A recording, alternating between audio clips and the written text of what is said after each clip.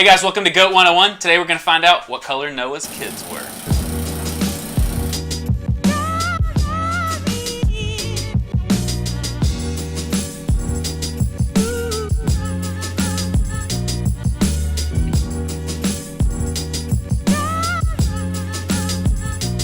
Hey guys, welcome to Goat 101. This is a place for us to show you guys some questions that our kids are asking here at Goat and kind of give you a peek at how we answer them from a biblical perspective. So, my name is Ryan, this is Mikey and Cam, and Mikey has our question for us today. So Mikey, why don't you go ahead and let Cam know what we got? So my question to Cam is, if we all came from Noah, like after the flood, why is there different colored people or different ethnicities? Man. Oh gosh, okay. This is a toss-up. This is an easy one. Yeah. I feel like it's kind of easy, but like my problem with this question That's because you asked this earlier this week and we described it. My problem is that I don't know how you would answer this with theology, because you could just say people moved and that's why they're different races. Yeah, in one sense you're right. You can't. It's not a theological. It is and it isn't. It's a scientific question. Yeah. And the Bible. This is okay. I guess this is a good point. We can talk about this. So, the Bible contains everything that we need. Okay. That's not the same thing as saying the Bible contains everything in it. Yeah. So I think sometimes people think, hey, everything is in here. The answer to every question is in the Bible, and therefore they try to find the answer to every question in here. And what they end up doing is they make the scriptures say something that it was never intended to say. I have a question. Go ahead. So does the Bible tell you what race Noah was? Ooh. No. It doesn't speak to that. We can guess knowing geographically where this all took place. We can guess maybe what his skin color was or something like that. But race is a social construct too. That's been developing since this was written, when we've started just having different races and so that's a different question entirely. Yeah. But I would say we get into very murky water when we start saying this should answer every scientific question it has.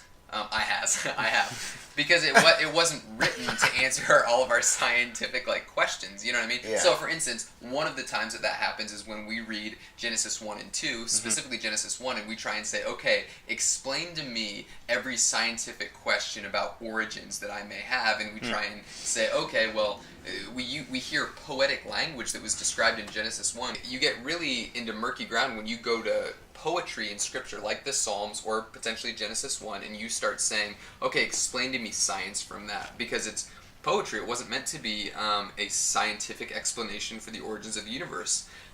So I would say, to answer your question, we can't. It's not a theological question.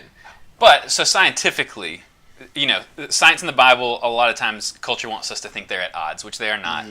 So scientifically, to give you the quick answer is, even people that would go all the way from a creationist standpoint to a pure evolution standpoint would agree that humans, as we know today, still come from a single origin. They don't. There aren't legitimate creation or evolutionists claiming that we came from different races came from different types of primates. They all believe on a single origin, and to that point, scientifically, every human alive right now differs from you genetically. Yeah. Your DNA is what makes up who you are as a person. You only differ from pretty much everyone on the planet by about 0.2%. So there's not a lot of differences in you based on your skin color and someone else based on different skin color. Just like not to oversimplify, but your DNA is also determining your eye color and your height.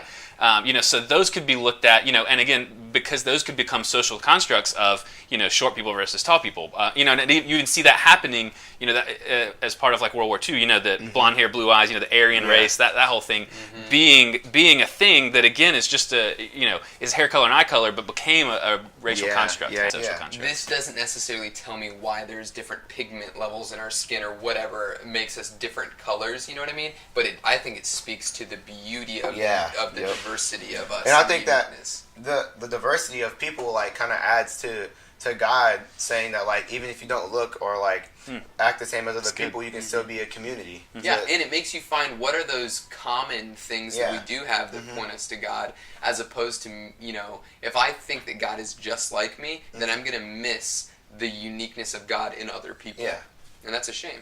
Science aside, I think that one of the situations in the Bible we can see where some of this could come into play is, the Tower of Babel, where they're, at that point, you would consider we're still pretty close to the lineage, relatively, of Noah, and the Lord, does this act and takes this where, he scatters us for our own good. Again, for something that at the time looked horrible, they're trying to build a tower to God, and he scatters them and doesn't allow them to communicate, and that's it. A lot of these racial constructs that we would have come from language barriers, in different parts of the earth, and so I think that's, and not to oversimplify it. But the beauty of that too is that seen in light of the larger narrative is that, listen, like, together these people are hurting themselves ultimately, right? Like, they're trying to build this tower up to God, and it's they're not submitting, right, to God and what He desires for them, and so He ends up, scattering them, changing their languages, confusing them, and then all of a sudden you have these people going to different places and developing these unique cultures based on maybe their environments and their language and these different things. And as those things develop, God takes one of those, His people, Israel, and He saves all of them. And now all of a sudden you have this redemptive plan where God takes all of these unique people and brings them back to one. And now it's this beautiful, diverse, awesome family. And it was that's one of those things that you look back, it's like 2020 vision, hindsight's 2020. Looking back at God's redemptive plan, you say, well, in the moment, I'm sure that didn't make a bit of sense, and now we look back and we're like, whoa, the family of God is so cool now, it's so unique, and that wouldn't have happened if it weren't for what God had done, during that time. So. Which, it kind of goes back to what we talked about last week of, when we're asking the Lord for something and trying to see Him and hear from Him, sometimes we're looking for the wrong thing, in retrospect, it's what we actually needed.